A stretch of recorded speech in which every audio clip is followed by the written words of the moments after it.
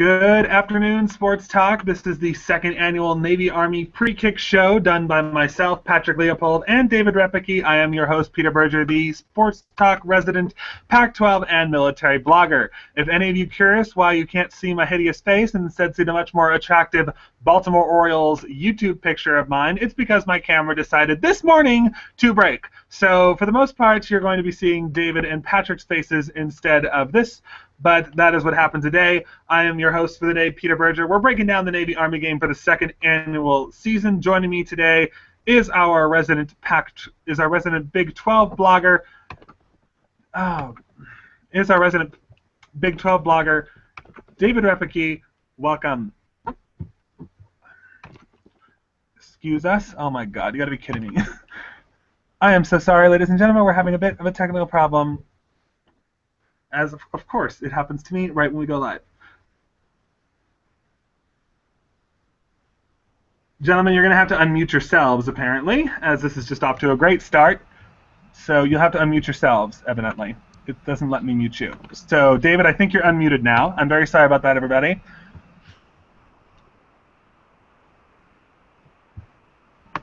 David, can you hear us? Yep. What's up, guys? David Jersey, man, Repicky. I'm doing pretty well, especially as a Big 12 fan and also as a pro gamer as well, getting 5th last week in my More Comment tournament. But it's also a great day as a Big 12 fan. Definitely. And also joining us is Patrick Leipold, the former Big 10 blogger on our show now. I believe he's working with the Colorado Rockies minor league affiliate now. Patrick, how are you doing today? Hey, I'm doing well. Just enjoying the fact that 3 Big 10 teams are in the New Year's Six Bowls. Quarter of the teams, not so bad. No, definitely not at all.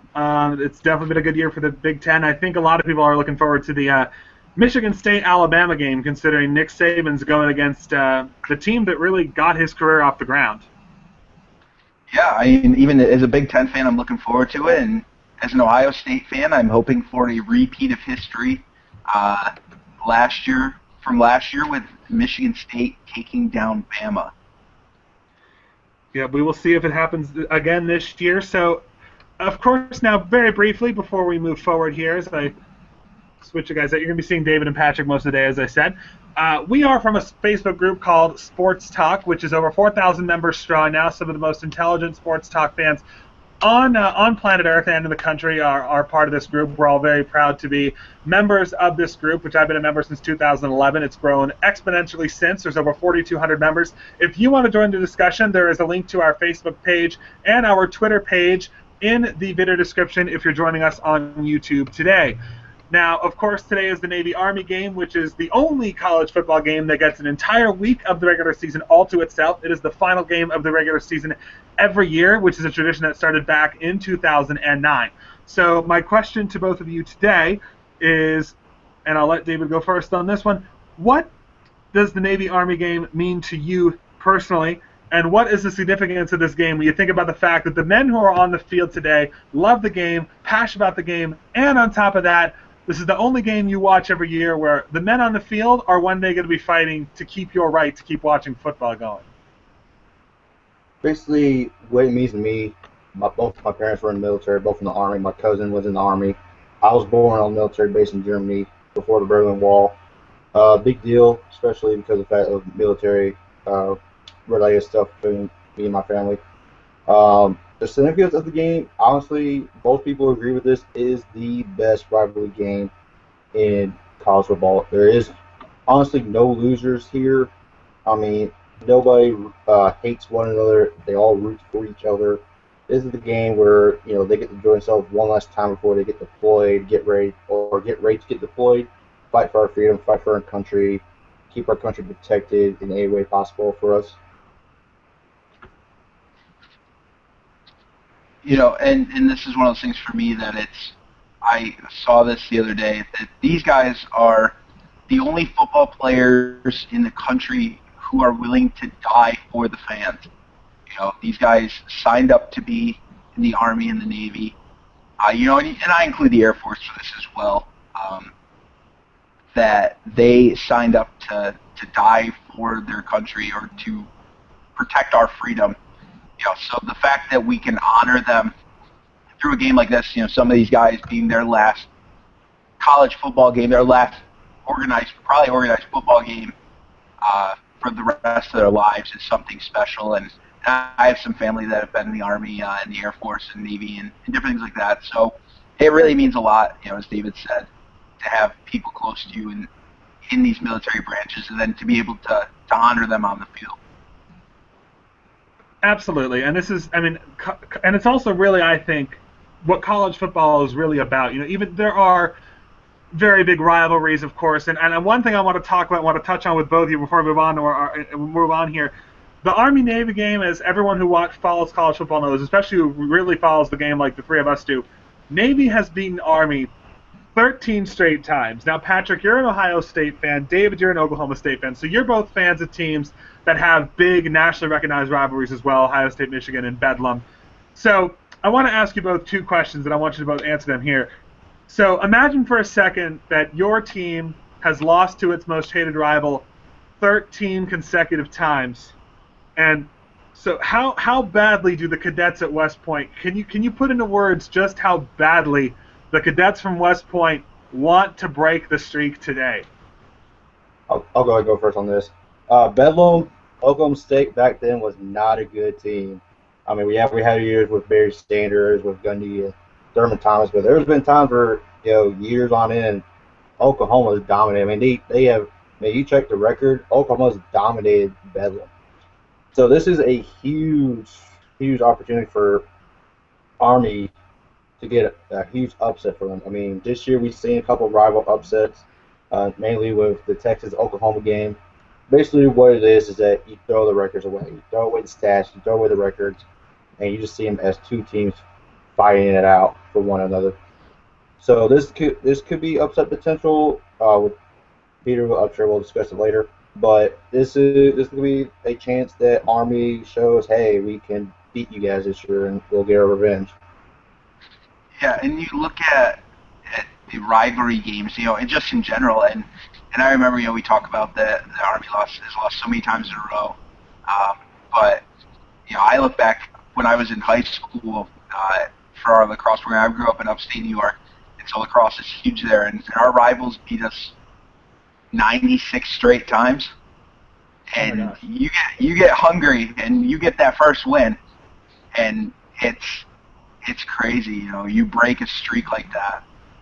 So the cadets, the Army, the Black Knights, they're hungry for a win, and they have nothing to lose. They're going to leave it all out on the field today, and it'll definitely be interesting. As David said, you throw the records out the window and you just play hard smash mouth football, and we'll see who comes out on top.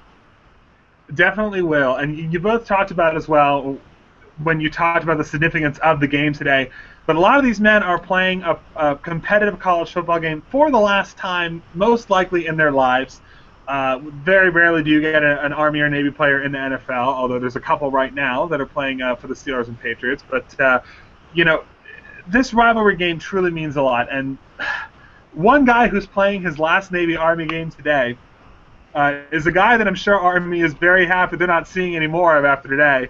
His name is Keenan Reynolds. He's 3-0 in Army-Navy games. But not just that, we can't talk Navy-Army without talking about Keenan Reynolds and, quite frankly, the legacy that this guy has. And we're going to go in depth about that. When he came to Navy in 2012 as a freshman, Navy was kind of in a state of transition. They had just come off a 5-7 season in which Navy lost 5 games by a field goal or less. Not a touchdown or less, truly a field goal or less, 5 losses. And they had a senior quarterback named Trey Miller who had a decent arm and was mobile, but he turned the ball over a whole hell of a lot of times.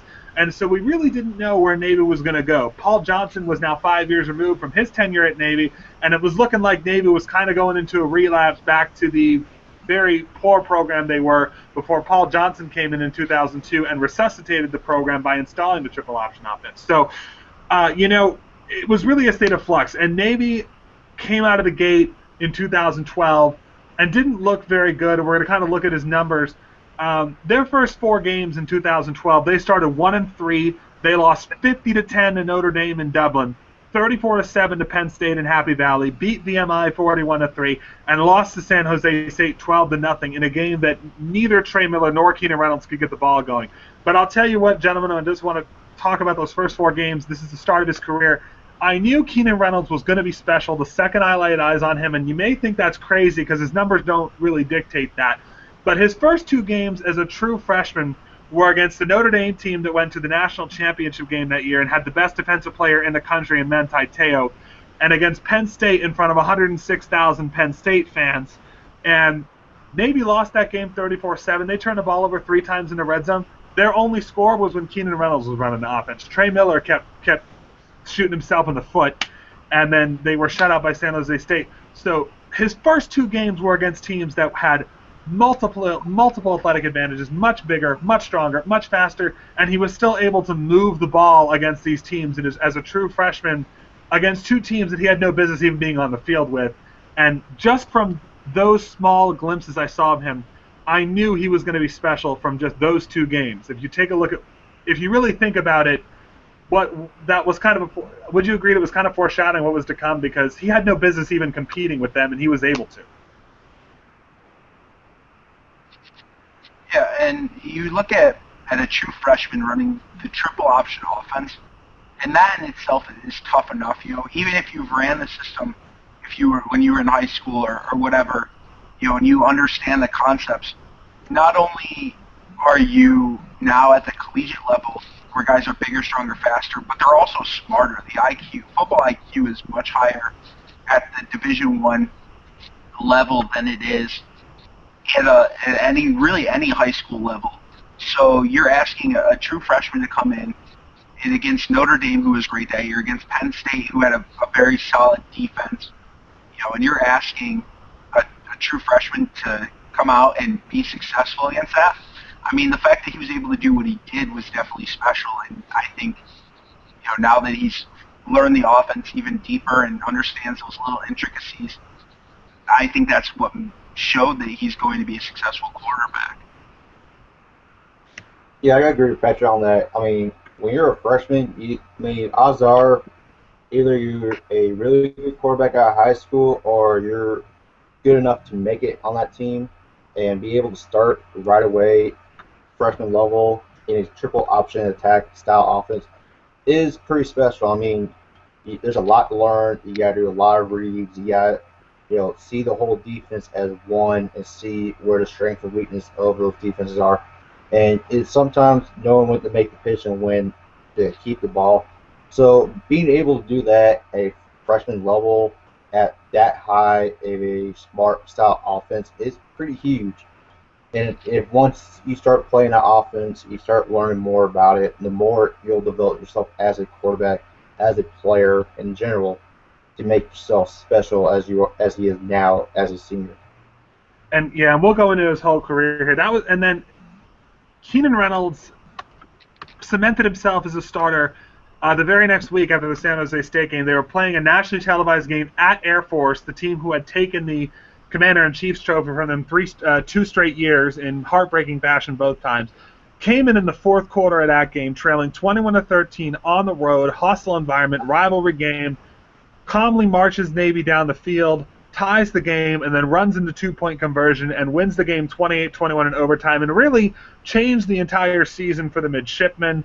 They were 1-3 at the time. They had 2 road games coming up. It was really a make-or-break game. He won that game. Navy wound up going 6-1 in games that Keenan Reynolds started to close out the year, with the exception of played very well. Had a game-winning drive against Air Force on the road. Had a game-winning drive against Indiana on homecoming. Indiana, even though they're a weak Big Ten team, you guys can both attest, you guys both know the game. Indiana still has much better athletes than Navy does, and he's doing this as a freshman. Beats Army on national television later in the year as a true freshman. Beats senior quarterback Trent Steelman, wins 17-13 before losing the Kraft by Hunger Bowl. So he really took a team that freshman year that was headed, quite frankly, for a 3 or 4 win season. That team was bad. As a Navy fan, that team was bad, and he single-handedly turned them from a very bad team to a team that was good enough to win close games, go back to a bowl, and got a chance to play a Pac-12 team in San Francisco that year. No one really knew who he was, but I think, and it's lost in translation now with just how much he has done since. But I think truly, if anyone who really followed him that year could tell you, he was going to be special. And I think just what he did his freshman year with all those game-winning drives in big moments, that's kind of what you look for in a quarterback, isn't it? Yeah, definitely. I mean, kind of similar story with my Cowboys. Mason Rudolph last year, started the first game at Baylor, then went ahead and won Bedlam to get us into a bowl game, and then winning his bowl game for his freshman year. I mean, it was a huge step for him to what we saw this year for my Cowboys. But I mean, being able to bounce back, being able to get into a bowl game, winning against your main rival in the year, says a lot about a quarterback, about a team, how much they lean on him, how much they believe in him to be able to achieve what they needed to do for that season.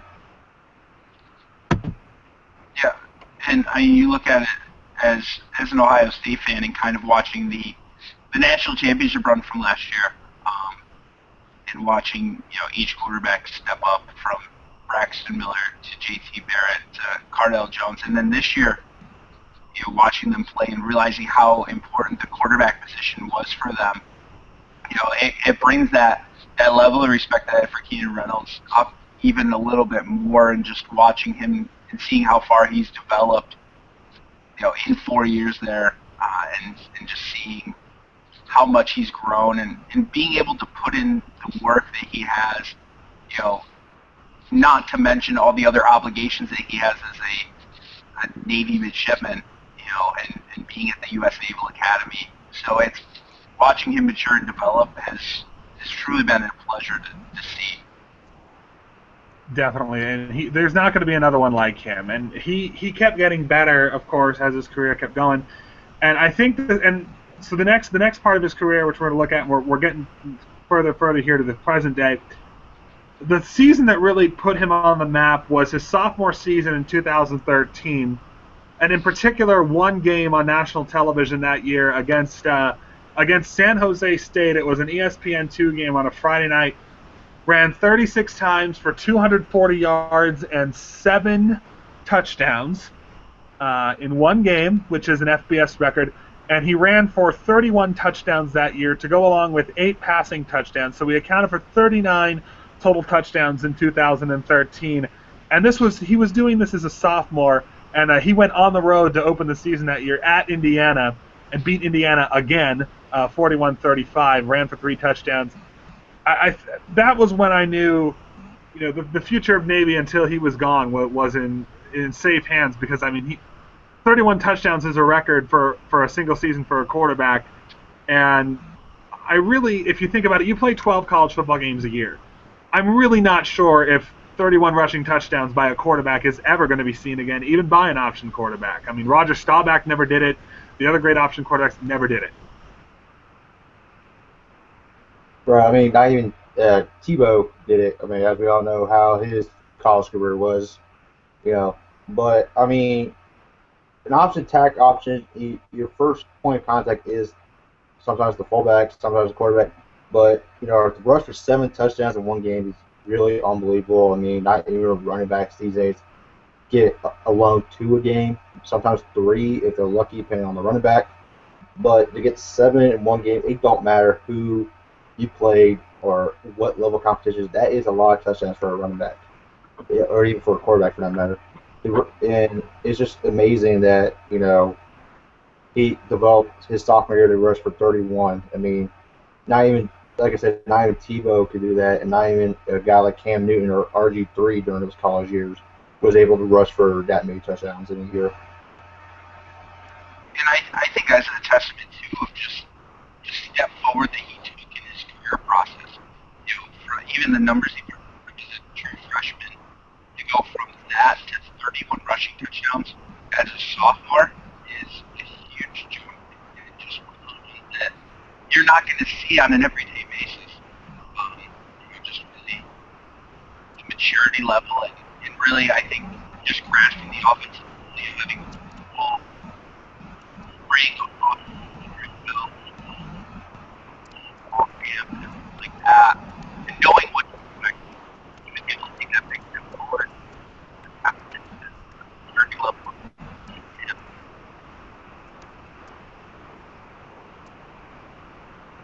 Yeah, absolutely. And then he had a really good junior season last year, which we're not going to spend too much time on because really this year is the special year. But last year he ran for 23 rushing touchdowns and he missed 2 games, so he could have run for a whole hell of a lot more. He missed 2 of the worst teams on Navy's schedule, Texas State and VMI, so who knows what he would have done had he played the whole season and took Ohio State and Notre Dame to the limit last year. Really done something incredible for that. So 23 rush touchdowns a year ago, which pretty unreal in itself. But this year is what we really want to talk about because he just broke. And I mean, I think it really is a testament to how good this guy is. And I really do think, and I know I have somewhat homework glasses on here, that this kid is the best player in college football, just with all the stuff he's done and the way he's done it. If you look at all the records he's broke, he's not just broken 1 or 2 or just broken Navy's records. He's obliterated just about every college football rushing record that there is. He's run for over 4,000 yards. He's passed for over 3,000 on top of that. He has run for 83 rushing touchdowns with 2 games to go. That is 6 more than Monte Ball had, who had the record and looked like he would never be broken because the record before him was 73. He's still got 2 games to go, and he's at 83. And last year, he already had the most rushing touchdowns by any quarterback in the history of this great game. This year, he's added to that, up to 83. The record before Keenan Reynolds came on the scene for a quarterback was 59, held by Tim Tebow and Colin Kaepernick. So one thing I want to ask you, if you look at all the records, I mean, are these records truly unbreakable? Because they really look unbreakable to me. I mean, I really, especially with the fact he's still got 2 games to play to add to it, I really don't know if anyone else is going to come around and be able to score at the clip that this guy has scored at, especially the rushing touchdowns for a quarterback. I don't ever see that being broken, considering he's passed it by 24 and he's still got 2 games to go. Yeah, I highly doubt it can be break. I mean, unless you decide to have a quarterback specifically just for the red zone. I mean, if you get in the red zone, you score about 2-3 touchdowns a game in the red zone and then do it for 4 years.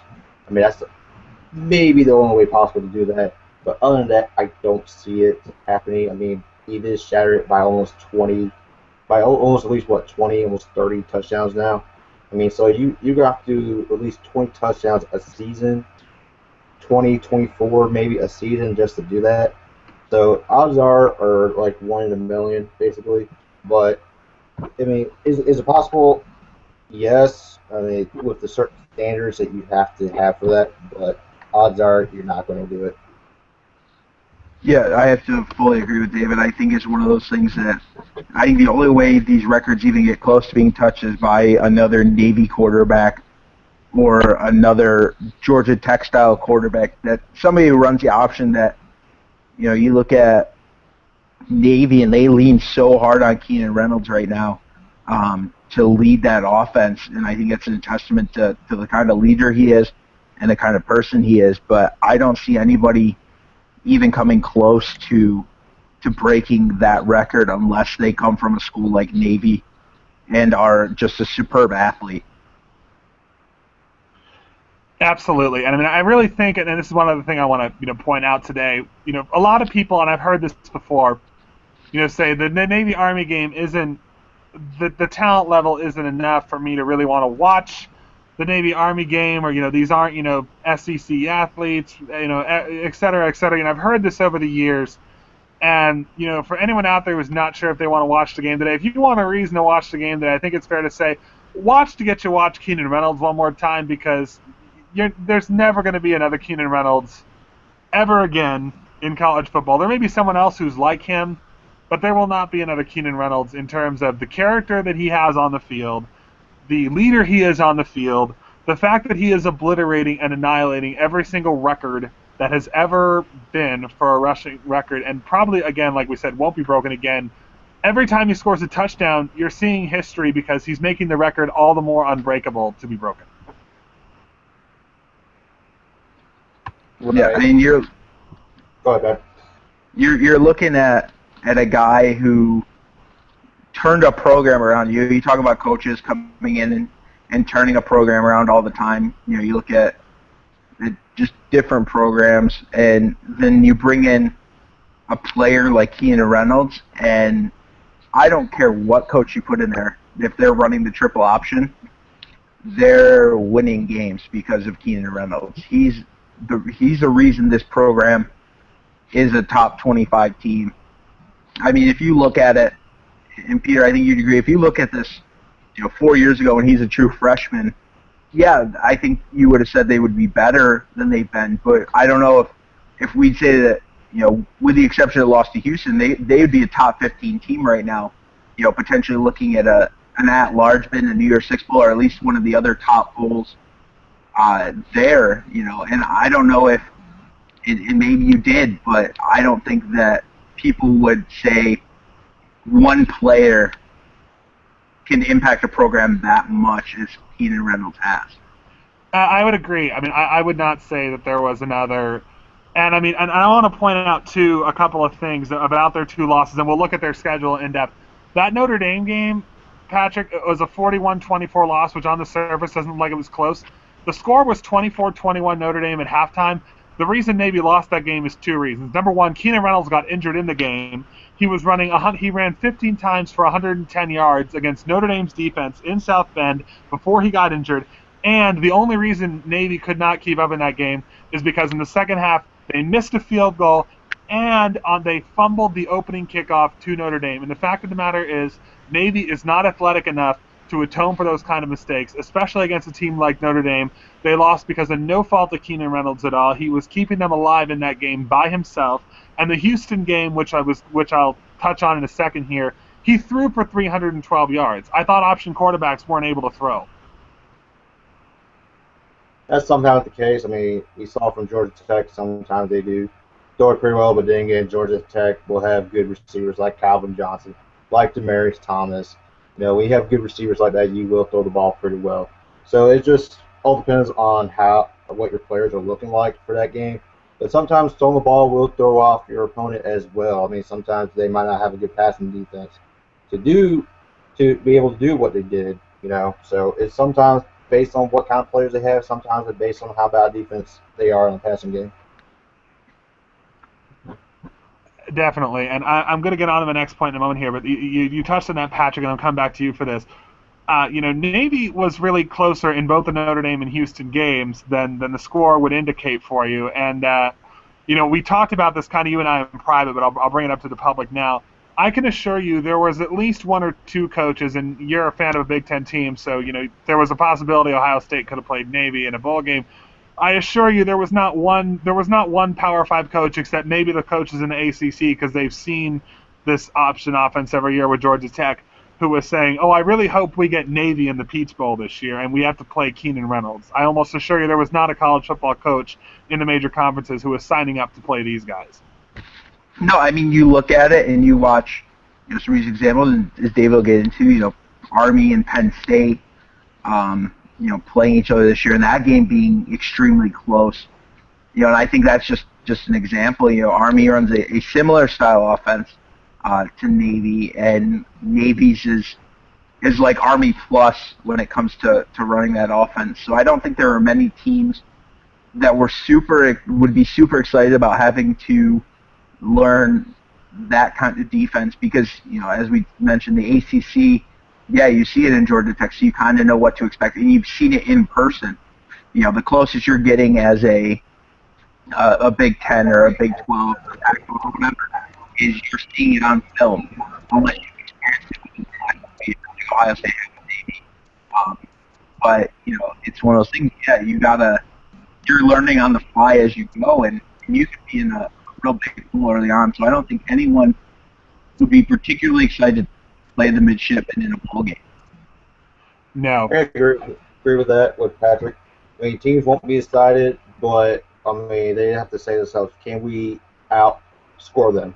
Especially when it comes to a Pac-12, Big 12 school where they get aired out, like there's no tomorrow, score 60 points, like it's nothing. But, those are teams that will be like, well, we got Navy. If we can, score quickly, score efficiently, maybe try to force a turnover too, it won't be as bad.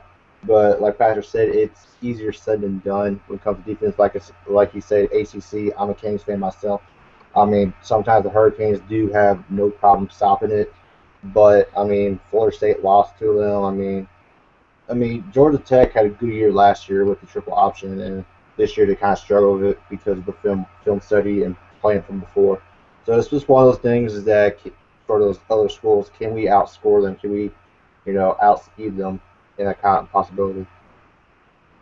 Absolutely. And we're going to get to our next point now with this. We got 2 more points to talk about the legendary Keenan Reynolds, and then we will move on to other matters at hand today. But and obviously you guys both know, and I can tell you guys about to start laughing because you know the anger's coming here. Yes, there's salt. There is definitely salt here.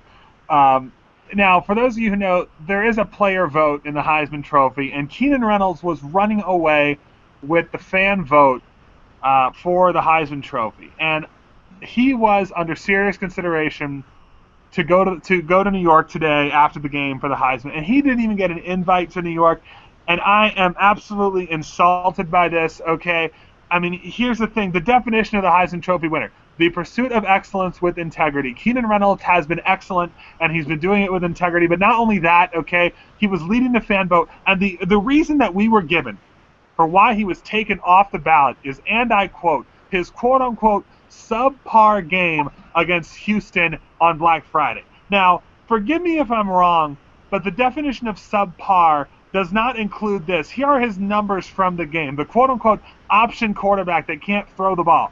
13 of 16, 312 yards, a touchdown and a pick, 19 carries, 84 yards and a touchdown, a quarterback rating of 93.6. And I'm not talking about a college football quarterback rating. I'm talking about the actual 0 to 100 QBR scale. He had a rating of 93.6 on his adjusted quarterback rating. Okay, he played about as perfect as he could.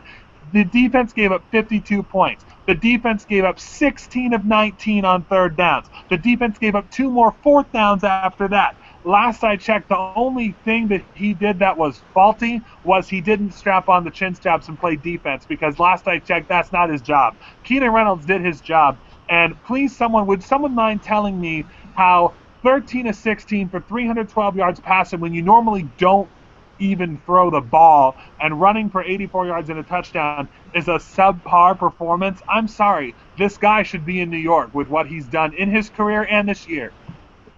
I got a good example. RG3 had, I think, 3 or 4 losses that year he won the Heisman.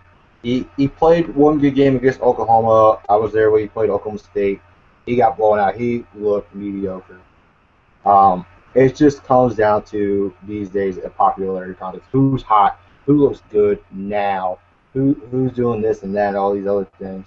It's just one of those things that is becoming more and more of a joke for the Heisman Trophy race. It's not for the most best player in college football. It's more of who's doing good, who's hot, who's talking about this person now, who's ESPN bringing up every day or every half an hour just about. It's just more of, oh, hey, he lost, so he's out. I mean, it's becoming more of a joke these days for the Heisman Trophy. But, I mean, Keenan Reynolds, even if he didn't win it, it'd be nice for him to at least be in New York.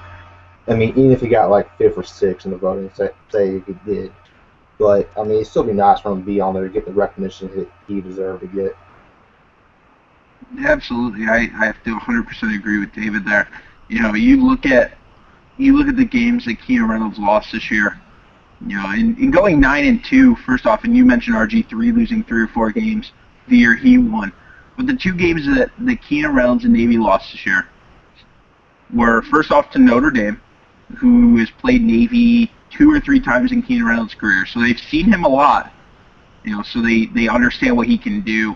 And the other game that people may not understand a lot is Houston. His new coach, Tom Herman, is the former Ohio State coordinator. So he's seen Navy. He understands what they do, how to attack them, different things like that. So it's not like he played guys that had no clue against him or had never seen him before other than in film. Both these teams have seen them in person. And for him to come out, especially against Houston, throw for yards. I think he's under Peter, and just for him to be able to do that and complete 13 or 16 in an offense that maybe on average throws the ball 10 to 12 times a game is something astounding. And he had a great game. It's become a popularity contest, and we'll get into that a little more with the Heisman voting. I have similar opinion to that, but it has become a bit of a joke. And I would like to see, I saw one of a blogger for a Prekick sports show earlier, a couple weeks ago, that he said that there should be a military academy member awarded or brought to the Heisman Award ceremony every year. You know, not necessarily that they're going to win it, but especially, you know, not just in this Keenan Reynolds situation, but a guy that deserves to be honored and respected, and just kind of honored for the commitment that he puts in. You know, you look at Keenan Reynolds, and not only is he putting the effort into the film room and on the field and in the weight room and whatnot, but he's also got to do his duties as a student of the U.S. Naval Academy. I think, you know, adding to that, he fully qualifies and is part of what the Heisman Trophy is all about. I think, regardless of whether he got first, second, or 10th, or whatever, he deserves to be there and be part of the ceremony along with everyone. Definitely, and that's why I'm perturbed. I'm not saying he should have won. I think he lost that when he did lose to Houston, but I think he should at least be there, and I think it's a slap in the face to what this guy has done in the game of college football. He's not getting recognized tonight. So my last question, then we're going to move on to the New Year's Six Bowls and the Heisman and the big game today. We've been talking about it for the last 25 minutes now. Does this guy belong in the College Football Hall of Fame? Yes or no, with all the things that he has done? I don't think it should be I don't really think it should be a debate, but, you know, because everything is a popularity contest, it is. You know where my vote's going, so I'll give you guys the floor. I'll go ahead and say yes on that. He broke records. He did it all by himself with his triple stout offense. I mean, you rush for 83 touchdowns as a quarterback. I mean, that's unheard of. I mean, you break a running back's all-time scoring touchdown record. Unheard of. I mean, what else more does he have to do to get into the college football offense? I mean, honestly, he deserves it. He should go win, no problem. Maybe should be a first ballot, if not, maybe at latest second ballot. I mean, you should have no thoughts or consideration of why he should not be in it. You should have every thought of, okay, this is what he's done. This is what he was able to do all 4 years of his career, and do what he was able to do for a team that, you know, some people don't expect them to do well or don't do well against good teams or even make it to a bowl game. You know, and I'm not going to waste anyone's time. David mentioned all the big points there. He absolutely deserves to be in. He's, in my mind, one of the top 3 greatest quarterbacks to ever play college football. And I think, you know, definitely one of the greatest quarterbacks that we've seen in our generation. So it's pretty easy to say absolutely he deserves to be in the College Football Hall of Fame, and I'd be surprised if he wasn't a first or second ballot Hall of Famer. Yeah, and obviously I'm going to make it unanimous on that. So we're going to switch gears briefly here. We're going to take a look. Last year we attempted to do all the bowl games on this show, and unfortunately we weren't able to do that. We'd love to, but time doesn't permit that. So we're going to look at the New Year's Six Bowls, which are always a treat. I mean, I loved them last year. All 6 of them last year were so much fun to watch. And I'm sure last year David has fond memories because the Big 12 got validated by obliterating SEC teams when they were left out of the playoff. So we're going to take a look at the first of the New Year's Six Bowls. I'm covering both teams in this game, so I'll stick my logo up here for now. The first bowl will be noon Eastern, New Year's Eve. It'll be the 2015 Peach Bowl between Houston and Florida State. Houston comes into this game 12-1. They are the champions of the American Athletic Conference. They are led by their star quarterback, Gregory Ward Jr., who completed almost 70% of his passes this year, 16 touchdowns, 5 picks. Also ran for 19 touchdowns, so he's accounted for 35 total touchdowns this year. Also was in the Heisman discussion until the Lost to Connecticut, which we'll get into. Leading receiver DeMarcus Ayers, 1,140 yards receiving, 6 touchdowns. Very talented Houston team run by former offensive coordinator for Ohio State, Tom Herman. Their schedule this year, they opened up, beat Tennessee Tech 52-24, upset Louisville in Louisville 34-31, beat Texas State 59-14, beat Tulsa on the road 38-24, beat SMU 49-28, obliterated Tulane and UCF like they should have, 42-7 and 59-10 respectively. Shut out Vanderbilt 34-0. Now Vanderbilt's not a good SEC team, but that's still an SEC school. They shut them out on the way to 8-0, beat Cincinnati 33-30, erased a 21-point fourth quarter deficit against Memphis, 135-34 at the buzzer. Then Gregory Ward Jr. got injured against UConn. They lose that game 20-17. They responded to that by coming home, beating Navy 52-31, and Heisman candidate Keenan Reynolds on Black Friday a couple of weeks ago to get to the conference championship game. They beat number 22 Temple, who beat Penn State earlier in the year, as we all recall, 24-13, to get to this Peach Bowl against Florida State, who comes in with a 10-2 record, second in the ACC Atlantic. They might have been in an even better bowl had they not had the inexcusable and inexplicable loss to a Georgia Tech team that went 3-9. Florida State reminds me a lot of what they were like last year in terms of they were not that great, but they were winning games, and that's all that matters. Beat Texas State like they should have, 59-16. Beat South Florida, 34-14. Beat Boston College on the road, 14-0. Had to escape Wake Forest, 24-16. Beat the Hurricanes late again, 29-24. I'm sure that wasn't the best memory for David this year. Beat Louisville 41-21. Lost on a kick six to Georgia Tech 22-16, a return touchdown at the end. Kind of took them out of college football playoff consideration right there.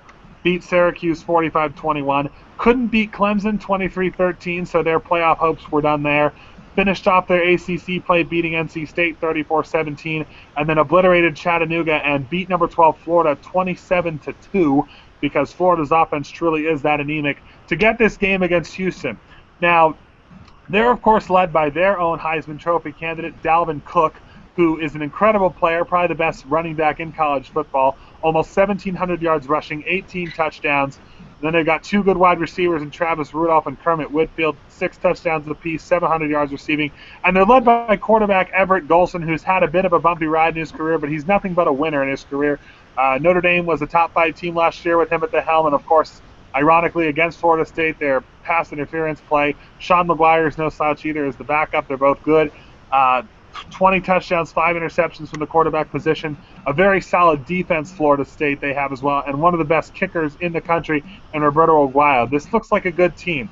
A lot of the Florida State fans in our group think they're going to win against Houston. I personally, and I want you guys to pick, I've already broken down the game, I'm taking the Cougars in the upset. I really think the Cougars, without that loss to UConn, would be 12-0, would possibly be even in an even bigger bowl than they are now, with wins over Louisville and Vanderbilt and Memphis and Navy and Temple. I think they'd be in a better position. Houston is no slouch. I think Florida State's defense, while solid, has not played an offense with the explosiveness of Houston, and that includes Clemson. Houston's offense is way too explosive. They have not seen anything like it. I'm going to take Houston 42, Florida State 31, in a very fun game to start off our New Year's celebration this year. The question is for me for the Houston FSU game is whether or not Houston could stop Dalvin Cook. He could do it receiving, he could do it rushing. It also depends on how healthy Cook is. He has missed a few games. He has missed some games, like the Miami game. Miami game, unfortunately, it was late. The coaching decision in the end wasn't that good. So they could have had 3 losses right there. But it's just a matter of, can they stop Dalvin Cook? They can't. I mean, FSU's going to have their way with them. It does seem like a good game. It seems very close in my opinion. I'm still in toss-up between those two teams. But I will go ahead and take Houston in this one. I honestly think it'll be close. I would say a 34-31 type of game. Now, and I'm going to go the other way here. There is a question of how healthy Dalvin Cook will be, but he's a game changer, and I think he's going to take over this game and pull out Florida State to really control the clock against Ron Herman. It's a very good team. I'm going to take Florida State 17-14. I think it's going to be a low-scoring game.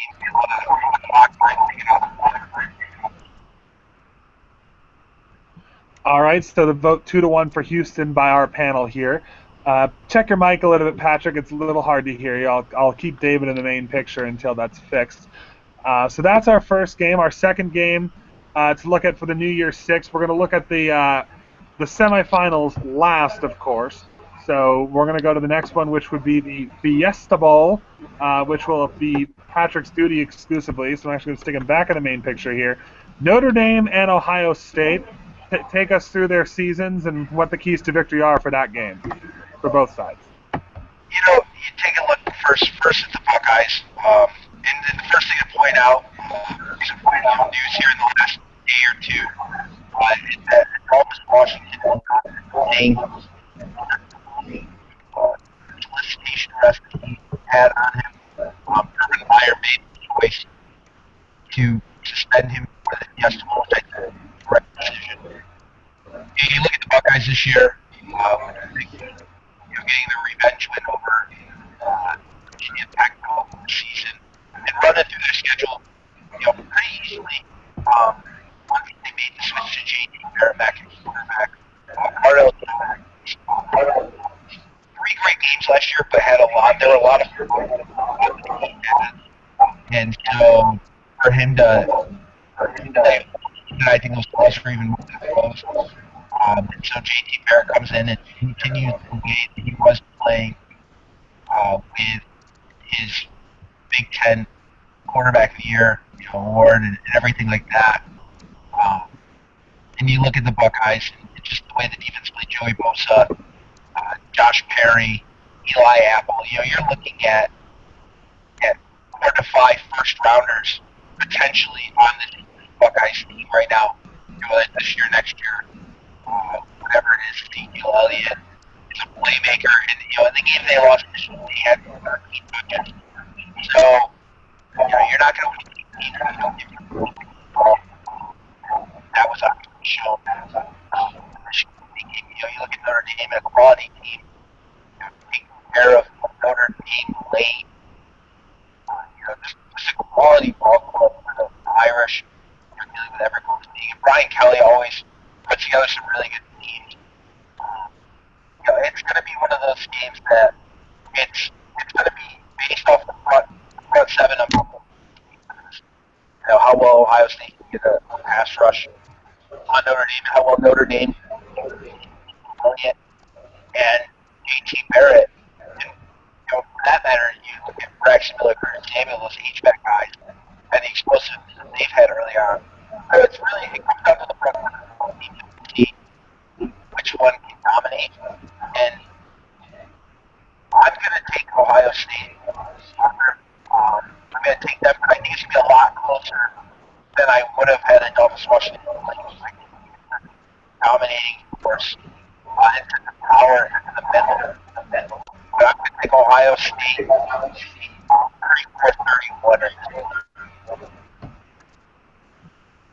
34-31. I got Ohio State at this point. I don't think it's going to be as close as it looked. Maybe the first half might be a little bit closer than it is. Ezekiel Elliott is a beast of a running back. He is really good. He's the real deal. Like you said, Patrick, his loss against Michigan State, he only had 13 carries. I mean, that's not Urban Meyer-like of him to only give him the ball 13 times in a game. You expect him to feed him, 20, 25 times a game, even getting him out of the backfield and receiving style. Notre Dame, their 2 losses was both very close. Didn't convert a 2-point conversion to Clemson and then lost a last-second game against Stanford. I mean, so it's not like, they got blown out or lost to, unknown teams or unquality opponents.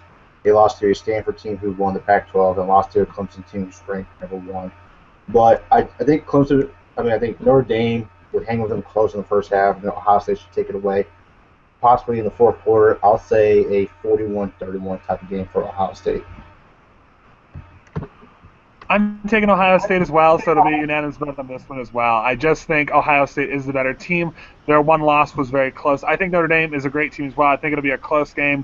I'm going to take Ohio State by a field goal, though, because I think in games like this, when I think it's a toss-up, my vote usually goes to the team with the best football player, and the best football player between these two teams is playing for the Buckeyes, and his name is Ezekiel Elliott. So I'm going to say Ohio State wins it late, but they pick up the win nonetheless. And our next bowl is the Rose Bowl, so you get to stare at my Oriole bird for a second here, because I preview Stanford, and then I'll take it back to Patrick afterwards for Iowa.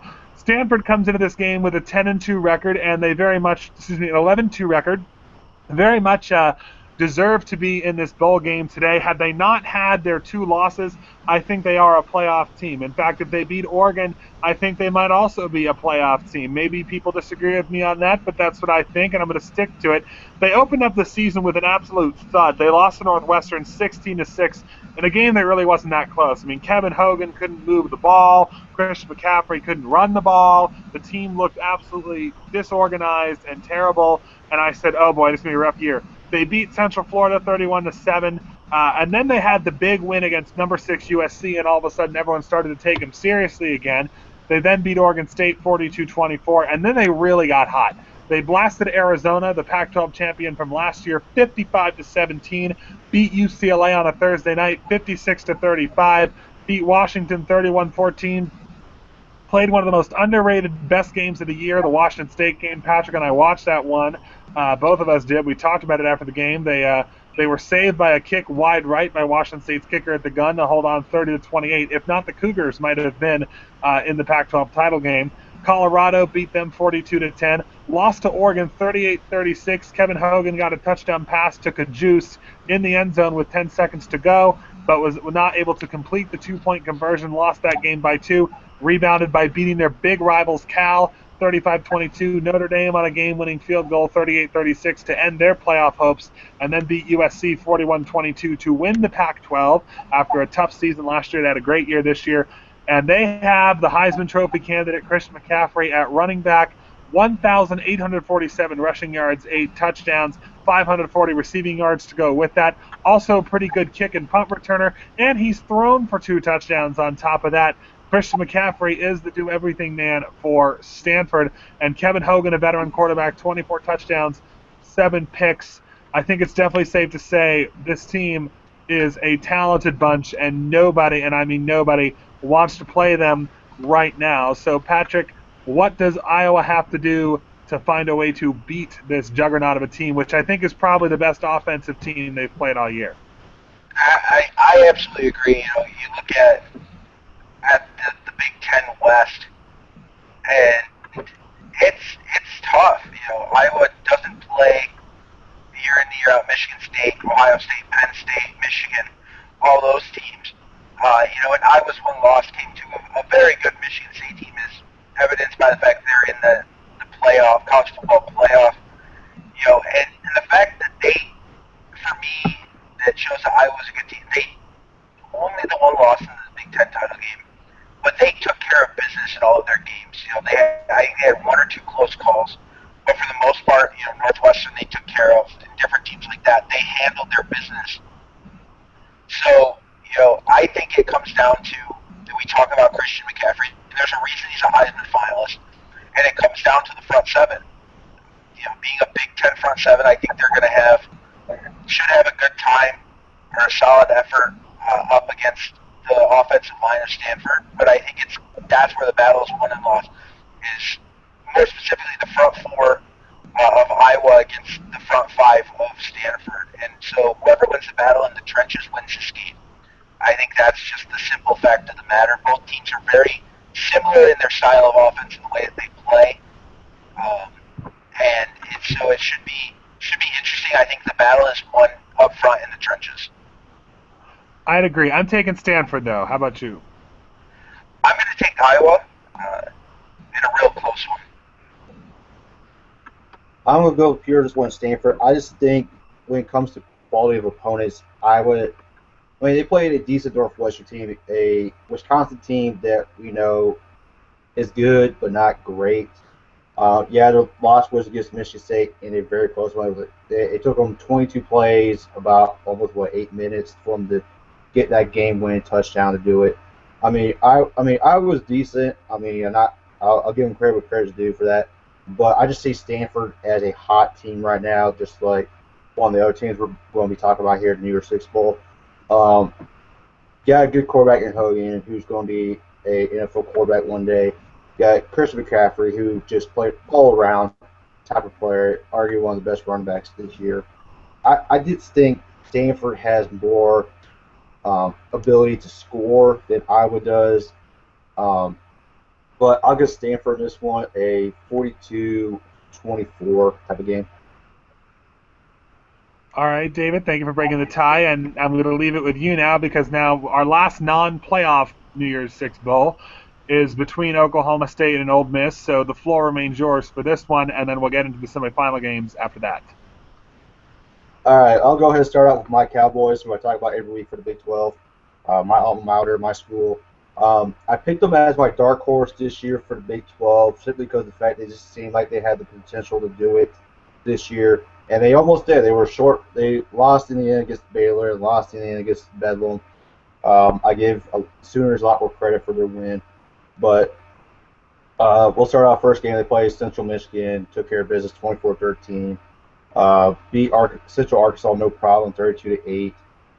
Played San Antonio, Texas, 69-14. And then they went and started off the conference play against Texas. And Texas was on their bad luck streak, before they were playing California, lost by an extra point.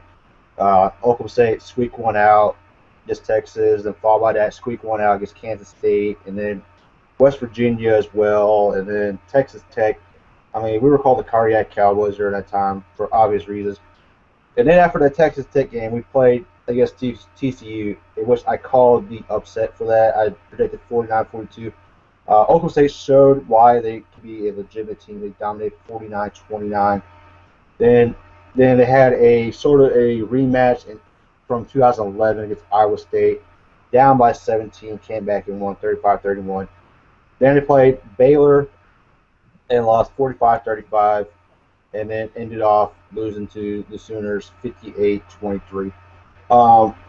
They run a two-quarterback system with J.W. Walsh and Mason Rudolph, who is hurt right now. I don't know if he's going to be able to play. Seems like he is, but Walsh is a good dual threat quarterback. And also with James Washington as the receiver, who is explosive, he's fast, off the ball quickly, scores on long drives. Defensively, we have Emmanuel Agba, who's arguably the best defensive end in the nation. Unfortunately, didn't become one of the finalists for the Lombardi Trophy for that. But the main problem for Oklahoma State is the running game. We have no running game. We try what we can, but we rely on our defense and rely on the passing attack to do it. They will be playing against Ole Miss, who was the team that beat Alabama. Had no problem against them, forced 5 turnovers, destroyed them. Basically it looked like a repeat of last year, Ole Miss dominated. But after they played Alabama, they struggled against Vanderbilt 27-16. Got dominated by Florida somehow 38-10, and then get destroyed by Memphis 37-24, followed by losing to LSU. Actually, they beat LSU. But, I mean, Ole Miss is one of those teams. I mean, last year they get destroyed by TCU. TCU was hungry; they came to play. But it's just a matter of, is Ole Miss one that revenge against the Big 12 teams? I mean, they have Chad Kelly, who is Jim Kelly's son, I believe, or nephew, and they have Lamont Treadwell, who's a very good deep threat receiver, who's going to be in the pros. He's probably going to be a first-round draft pick. But in the end, I see Oklahoma State's defense coming back. Kevin Peterson is a great corner. He was all Big 12 on that team, and if he could stop, Treadwell, this should be a good game. I mean, I say Oklahoma State wins it 49-45. I wouldn't go that high scoring, but I'm going to take. So Patrick's going to have to break a tie. I think it's going to be very close. I think this Ole Miss team is a little hungrier than last year's. But you have to keep in mind last year, Ole Miss by the end of the year last year had no Laquan Treadwell. They went from being a national title contender in November to being a 3-loss team. So I think this Ole Miss team is going to be hungrier. I think this is going to be a fun shootout kind of game. They played in the Cotton Bowl 6 years ago. These two teams, if I recall correctly, you have to refresh my memory on that. I'm going to take the Rebels 38-35 on a game-winning field goal at the gun. and what we'll close out our New Year's celebration with some really, really good football this year. I take the Rebels, so Patrick's going to have to break the tie. And I think breaking the tie for me comes down to Ole Miss quarterback Chad Kelly, Jim Kelly's nephew, who is a guy who's been well documented, had a lot of issues. Started out at Clemson on scholarship, and then ran into some issues there. Transferred to junior college and then transferred to Ole Miss. And so he plays with a lot of swagger, plays with a lot of confidence, and he either plays really well or he really struggles because of that. He's very Johnny Manziel-ish, I guess, in that way. Is he plays a lot of swag, but if you get him down and you get him frustrated, it really gets into his head, and he's very mental. I think Oklahoma State's defense has the chance to do that, and I'm going to take them 42-38 to beat the Rebels Ole Miss. All right, so now we're going to move on to the college football playoff semifinals. The first one is the Capital One Orange Bowl, 4 o'clock Eastern, New Year's Eve. Number 4, Oklahoma. Number 1, Clemson. So the floor kicks back to you, David. Take us through Oklahoma's season, and what do they have to do to beat the number 1 ranked Tigers and that dynamic quarterback of theirs, Mr. Deshaun Watson? As I said before, there was another team that's hot, just like Stanford, and that's Oklahoma. Basically, they have Baker Mayfield, who's a good dual threat quarterback. They have 2 NFL caliber running backs in Samaje Perine and I think Joe or Anthony Nixon. They have Eric Stryker in the defensive end and also Sterling Shepard at receiver. I mean, this team is stacked. I mean, they're very good. First half of the season, they played Akron, no problem. They beat Tennessee in double overtime, so there's a quality, I guess you say a quality win. They beat Tulsa. It was a lot closer game than it looked. OU secondary wasn't looking good. They took care of West Virginia, made them turn over the ball 5 times, including a defensive touchdown. And then that following week in the Red River rivalry against Texas, they lose 24-17, the game I called for the upset as well. But after that game, their offense finally picked up where they needed to. They figured things out. They went off, destroyed Kansas State 55-0, destroying Texas Tech 63-27. Defeat Kansas, it's Kansas, 62-7. Destroyed Iowa State 52-16, beating Baylor at Baylor 44-34. And then they kind of got on the crossroads against TCU. I kind of called it upset on that, but it wasn't close enough. They beat TCU 30-29 with Baker Mayfield having a concussion in the second half. And then destroyed by Cowboys 58-23. I mean, you look at that record after that Texas loss. Which team has dominated more than Oklahoma when it comes to that score? Yeah, you can say, well, they played lower end teams, but they dominated them. And then when it came for the last 3 games, the November to remember for the Big 12, they just destroyed their competition. Destroyed my Cowboys. Destroyed Baylor. They beat TCU when they had no Trevon Boyk in there. So, this is a team that, could win it all, legitimately. This is the team that could put Clemson on their heels on this game. But I'll do my prediction after, Peter, after you talk about the Clemson squad and who they are and what they're capable of. Well, Clemson obviously is the number 1 team in the country. They've been number 1 since the first college football playoff ranking. Personally, when that first happened, I was not a fan of that, but they've proven they belong there by the fact that they've stayed there. Now, it hasn't always been the smoothest ride for Clemson this year, but they are 13-0, and they are coming into this game against Oklahoma and unbeaten and number 1 in the country. In some ways, and it's hard for me to figure this team out, because in some ways they remind me of last year's Florida State team, in which we all knew they really didn't deserve to be there, but because they were undefeated, they were there anyway. Even though they weren't that dominant of a team. They're kind of like this year's Iowa almost in that. But then there are other times when I sit there and go, this team is elite, this team is dominant. They played some very tough teams this year. They opened up, beat Wofford easily, 49-10. Beat an Appalachian State team that was that was getting consideration to be ranked at some point this year, 41-10 out of the Sun Belt. Beat Louisville on a Thursday night, 20-17 in one of the better games of the year. Louisville missed a field goal at the buzzer there. Had to hold off a furious Notre Dame rally the next week. Beat them 24-22. beat Georgia Tech 43-24 before we knew Georgia Tech was horrible, beat Boston College 34-17, and then plastered Miami 58-0 in a game that cost Al Golden his job, as it should have. I mean, that was just an absolutely horrific performance. At NC State, beat them 56-41, held on to beat Florida State 23-13, beat Syracuse 37-27, beat Wake Forest 33-13, beat South Carolina 37-32. A lot of people knocking them for that performance. I'm not. It's a rivalry game. You just want to win your rivalry games. Beat a very good red-hot North Carolina team 45-37. In person, I don't even think it was that close. Clemson is definitely warranted of the number one ranking. They're led by, of course, their do-everything Superman quarterback, Deshaun Watson, 30 touchdown passes, another 11 of them rushing, so 41 total touchdowns. Just averages 5.4 yards a carry. Great throwing the ball. Can get the ball to his wide receivers. Distributes very well. They've got a solid kicker as well in Greg Hegel, 22 of 25 kicking. They got a solid defense. This Clemson team has played a tough schedule. They have passed every test on their docket so far, and they're sitting at 13-0 today. And I do think that Clemson is the real deal. I'm not sure if they're going to win this one. Oklahoma is favored, and Oklahoma is hot, so it's going to be a very close game. I'll let David pick next, and then Patrick will pick. I'm pretty sure we're going to have a tie here. I'm taking Clemson by a field goal. I'm just trusting Deshaun Watson a little more than Baker Mayfield, but this is definitely the best quarterback matchup that we have out of the two semifinal games, and it should be fun to watch. It should be a high-scoring, fun game that everyone should be watching on New Year's Eve. Right. In regards to the close Miami game, Golden deserved to be fired. Honestly, he's the Joe Philbin of the college football world.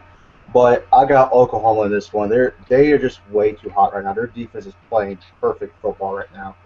Their offense contains an NFL caliber quarterback and 2 running backs and also a wide receiver who's looking hot as well.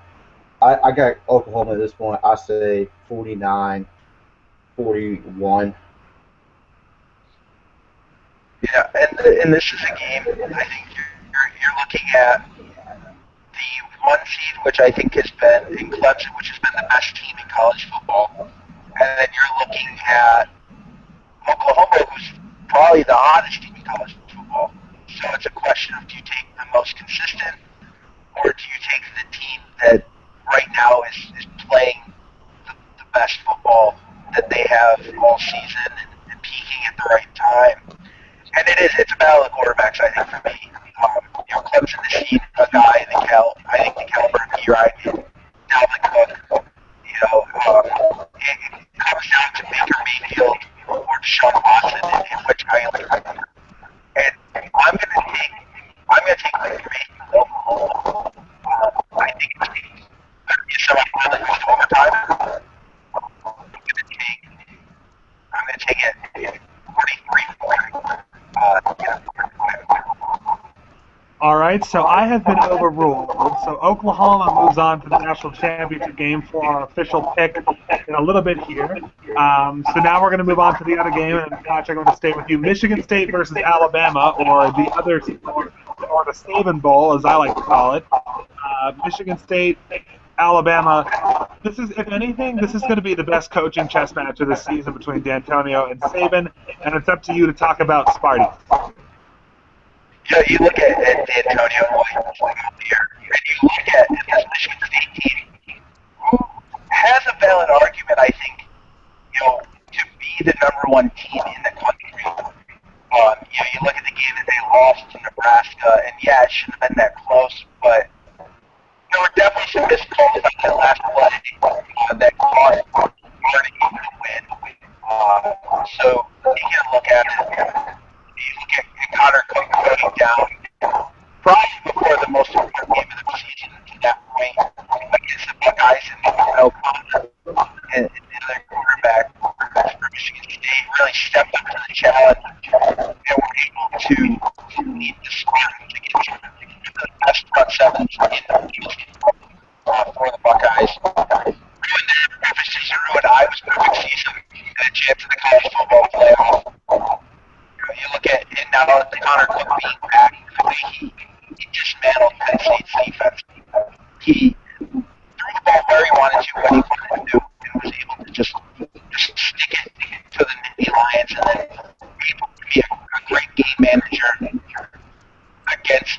Hawkeyes in Iowa. There is some questions with Connor Cook's ability to be a leader and carry that team. I think between him and Chico on defense for the Spartans, they're probably one of the more complete teams, definitely in the Big Ten, and probably one of the more complete teams in the country.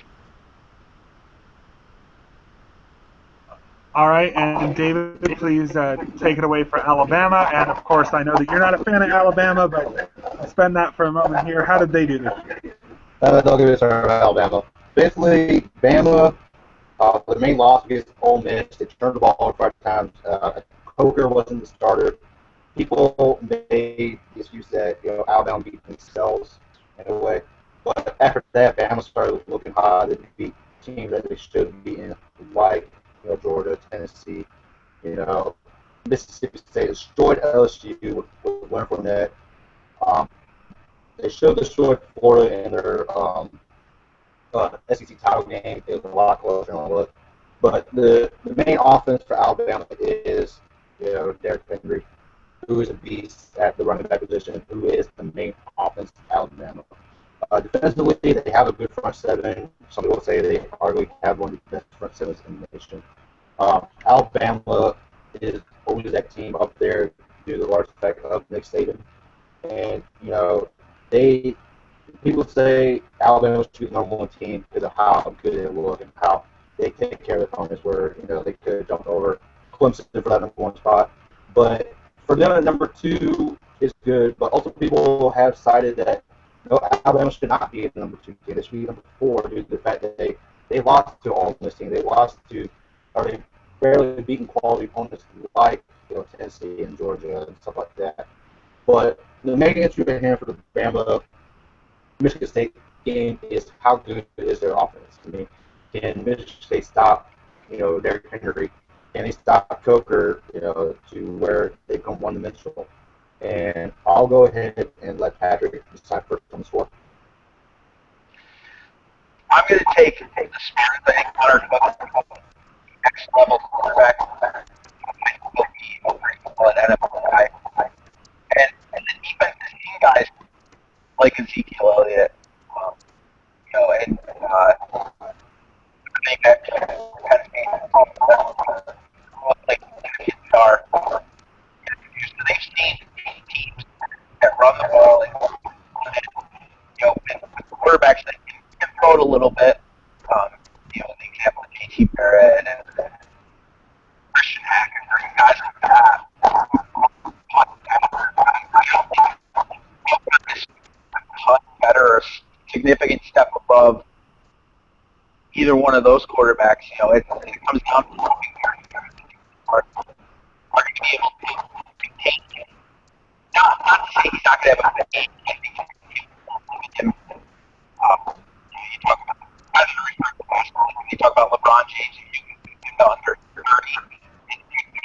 I think the same thing people have. Derrick Henry, 130, maybe 1 or 2 scores, and then the game Coker on ball, and I think the offense will do just enough to be able to pull up and do great. I'm going to take somebody. I'm going to go with Michigan State as well. I just don't think Alabama has the offensive capabilities like they did last year with Martin Cooper and Henry both in the backfield. Alabama's offense is good when, their defense steps up for them. I mean, they struggle against Georgia, they struggle against Tennessee, they struggle against Florida, ball teams. I mean, even the struggle against Auburn. I mean, these are teams that Alabama should be blowing out, no problem. But the fact of the matter is their offense is not that good. They're overrated. They're overhyped, like they always are. It's time for Alabama to run the end again by a Big Ten team. Obviously, by the fact that Connor Cook is a great quarterback. He used to be a first-round quarterback. They have a great defense. They stopped Ezekiel Elliott, make him only carry the ball 13 times. The SEC run is going to be over again for the 3rd year in a row. I got Mississippi State 24-17. And I'm going to make the ballot unanimous. I'm taking Michigan State as well for the reasons that you both mentioned. We apologize by the way for the fading. We're trying to fix it.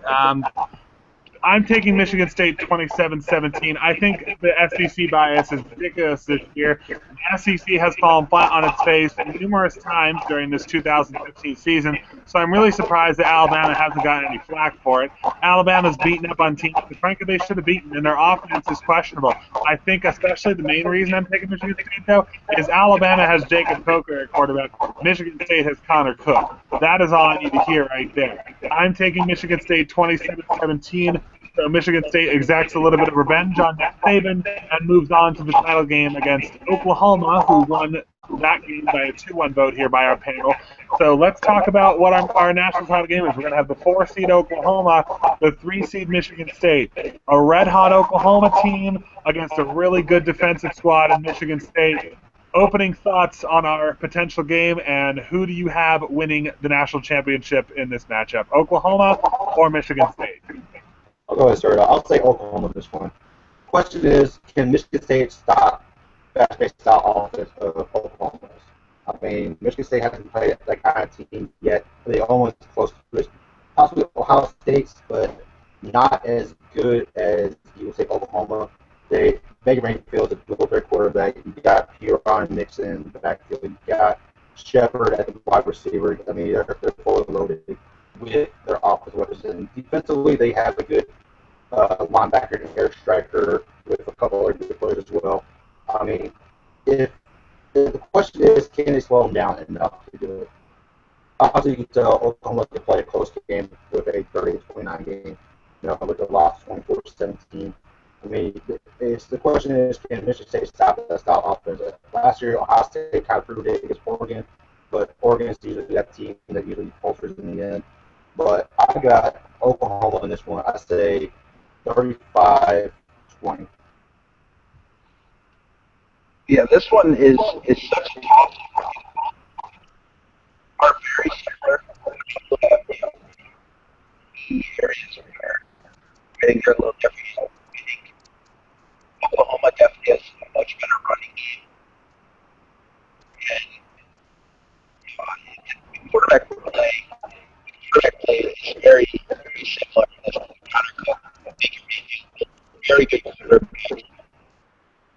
And this one, you can go on defense, maybe for starting. It's such a toss-up game. It really depends on how the team shows up. And if better total effort and looking at kind of or I'm going to give this one to I'm going to take them because I think Blake Clemson is going to be a little less taxing on the body compared to playing a matchup play against Alabama in the semifinal. So I'm going to go with Oklahoma as well. But I just think they're going to be a little fresher, a little more physically this game. So I'm going to take Oklahoma 21-18. Yeah, we didn't catch all that, but I heard the important thing, and that was that you have Oklahoma. Now, my vote doesn't matter, but for the record, I am taking Michigan State in this one, 27-14. I think that Michigan State is the most complete team in the field. That's why I have the Spartans going on to win the whole thing, although Patrick makes a great point, and that they definitely have to play a much more physical team than Oklahoma has to. So that could be a factor in that game. But I think the layoff will help Michigan State. I'm going to take Sparty to win the national championship, but the panel overrules me here. So the pick for the Sports Talk Prekick show, the official pick for the three bloggers here, is Oklahoma in a 2-1 vote over Michigan State to win the national championship game. Now we have one more thing to get to before we start breaking down the game at hand today, and that is the Heisman Trophy predictions. We talked about all three of the candidates here today, as well as the one we think should be there who isn't. But now let's get a little bit of thoughts for you guys, gentlemen. Who do you have winning the Heisman today? I'm going to open it up here. I personally think the Heisman's going to go to Derrick Henry tonight in New York. However, I disagree with that choice entirely. I think the Heisman, if it's not going to Keenan Reynolds, should go to Christian McCaffrey for the reasons that I think it should go to Keenan Reynolds, and that is that Christian McCaffrey is the do-everything man for Stanford. I think the two best players in the country are Christian McCaffrey and Keenan Reynolds. Keenan Reynolds isn't an option. Christian McCaffrey is. I think Christian McCaffrey simply is the most dynamic player in the country and is, frankly, the only player who deserves the Heisman out of three. That's not true. They all deserve it, but I think I think Christian McCaffrey is the one who should win it because he does the most for his team. Stanford is probably a 6 or 7 win team without the services of Christian McCaffrey. I don't know if we can quite say that about Watson or about Henry. I think Christian McCaffrey does the most for his football team and is the most dynamic player. He does everything. He runs, he catches, he throws, and he returns kicks and punts. Neither Watson nor Henry have quite the same amount of responsibility in the offense that does Christian McCaffrey. So my vote is Derrick Henry wins, and Christian McCaffrey should win. I'm going to go the same kind of tangent. I'm going to take Derrick Henry is but I think Deshaun Watson is the guy. If I had a vote, I would give my vote to. I think that he's led this team. I think Stanford could get away a little more with having Hogan and quarterback compared to Clemson if they had to play with quarterback. It's very close. I have McCaffrey and Watson very close together. As they do different things. But I would have to say I think Derrick Henry is going to win it, and I would take Deshaun Watson if I had a vote. What's funny about McCaffrey is his backup is Barry Sanders Jr. Barry Sanders, his dad was a backup to Thurman Thomas. So, it's kind of a coincidental story that, Barry Sanders' son is being a backup to a Heisman candidate to be a potential first-round pick. I talked about before, I think the Heisman Trophy is a popular contest now. We don't know how everybody biases towards the SEC, especially ESPN. We all know it. We all seen it firsthand how much they love their SEC.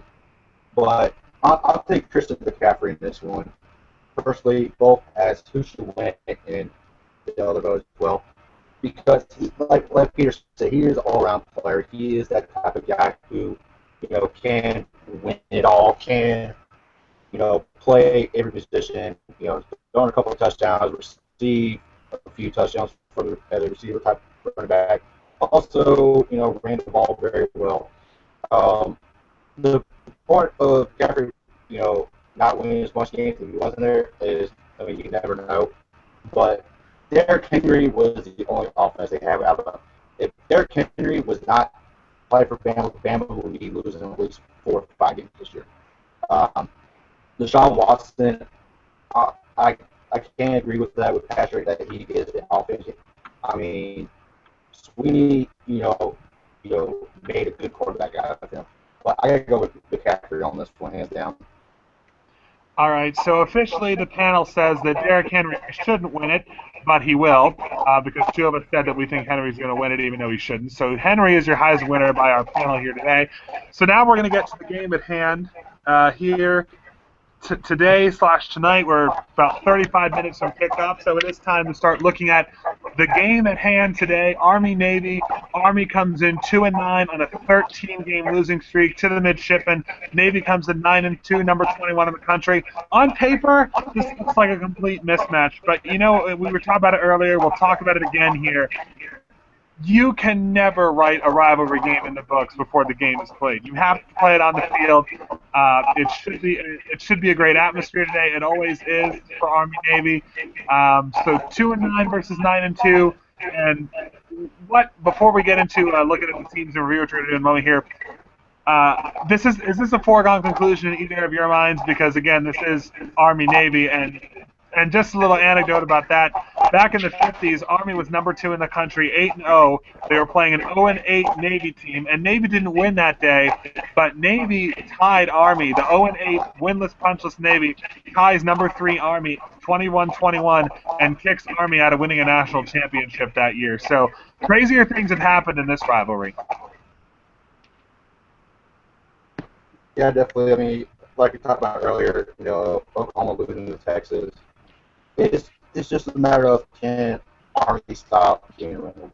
If they can do that, I mean, they should win the game. But it's easier said than done with that type of matchup.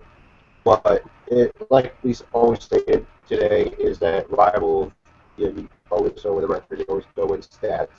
You play it on the field and see which team is better. Yeah, absolutely. It's a rivalry game. It changes everything.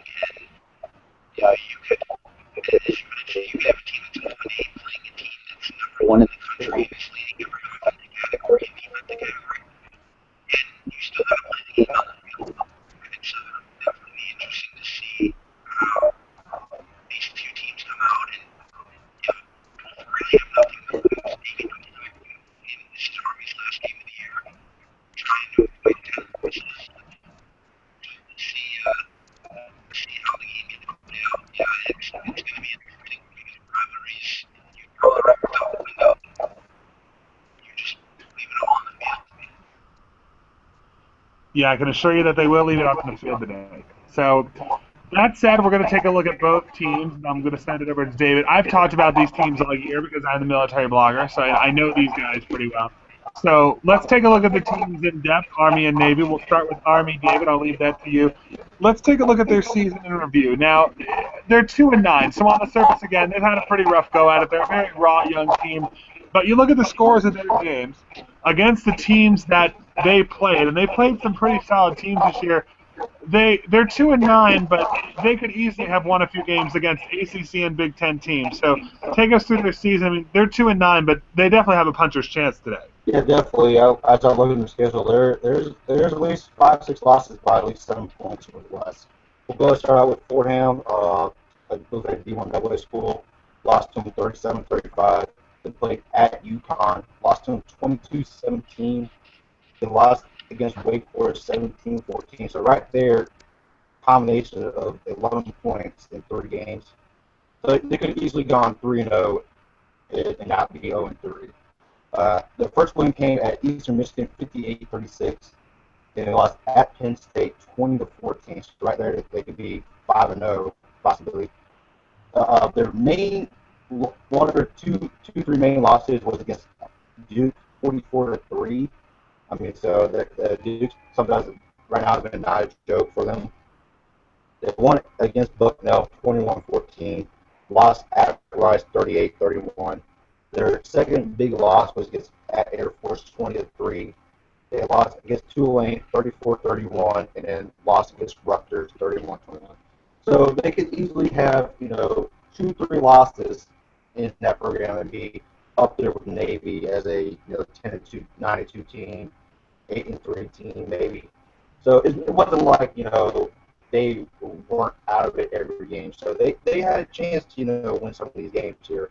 Just couldn't do it. Yeah, absolutely. I mean, Army is definitely no slouch. They're a very young team, very raw. As I said, I think the streak's going to end soon. May not be today, but it's on the way to ending. So, Patrick, I'll take it out now looking at Navy's season in review. We talked about Keenan Reynolds. We haven't talked about the team. And I want you to also, when you go through their schedule, I want you to point out, too, to the listeners out there, Navy did not exactly have a generous schedule in terms of who they had to draw on the road. And I'll let you take us through their season as you do that. Absolutely. So they started out with FCS. Now they're in the quarterfinals playing today for a chance to go to the national semifinal of FCS. Colgate beat them 48-10. Then they hosted East Carolina, beat them 45-21. Their next game was on the road at the University of Connecticut, which is, even though they were a 6-6 team, not easy to play. They took care of them 20-18. Then beat Air Force 33-11. Their first season came on the road. And New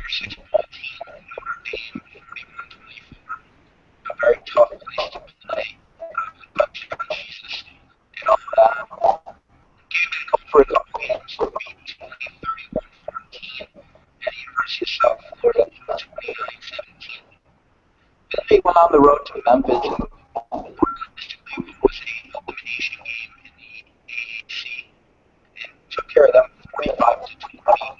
And then came back home against the past happy Southern Methodist University, beat them 55-14. After their last game's been on the road, first half at Tulsa, in Oklahoma, beat them 44-21. Their second loss of the season coming at Houston against Tom Herman and the representative of the AAC for their division 52-31. So a pretty good year, undefeated at home, and then getting set up to play Army today and on December 28th. Yeah, Navy had a rough go. They definitely did not have a favorable road schedule this year. So we go forward 9-2, 2-9, like we said, and we need to kind of cut into who's going to win this game, what's the key. And one of the things that we talked about last year, we'll talk about again for those who are listening from outside of Sports Talk or catching us on the archive, who don't really understand what the triple option offense is. Now, David, you're a Big 12 guy, so normally you watch a lot of games that end 65-62 with 95 pass attempts in a game. But David, I'm going to ask you this, and I apologize, Patrick, for that. It's getting a little hard to hear you. If you could, for those out there, because you're a Canes fan, so you can explain this well as well, Navy runs something called the triple option, as does Army, as does Air Force. How exactly does the triple option work, and why, for a defensive coordinator, is it an absolute nightmare to defend? Well, I'll talk about the defensive coordinator type of schemes. For that, you have to play basically assignment football. You have to do every assignment for that player. One player fills the gap, another player fills the edge, one player is assigned to the running back, another player is assigned to the quarterback, another one is assigned to the fullback. If you don't follow through your assignment, you're going to be in trouble for overboards. It's not as easy as people say it is, but it's harder than it looks. Miami at times do very well against Georgia Tech. They stop them for like 40 yards rushing, and they just struggle, and Miami dominates. And there's other times Georgia Tech runs for 300 yards on Miami. So it's easier said than done, but when it comes to offense, and basically the quarterback looks at the defense and says, okay, my first read is whether it's to hand the ball off to the fullback or not. And then my second option is whether to roll out outside and see where the furthest defensive player is, whether that's defensive end or the linebacker or maybe in the corner, and decide on whether or not the furthest player is going to take the bait of getting the quarterback, or is he going to follow through to the running back and you keep getting the ball. So it's all assignment full for defense and all for offense. It's all about making your reads. And sometimes it's easier, like I said, it's easier said than done. Keenan Reynolds has been doing a sensational job doing that, making reads, even sometimes throwing the ball, like you said before, throwing for 300 yards. So it's one of those things that you gotta make the adjustments. Who's gonna make the adjustments first, and who's going to win the game. Yep, and again, it's much easier to defend than you would think, because it is such a simplistic offense to run, which is something a lot of people don't realize.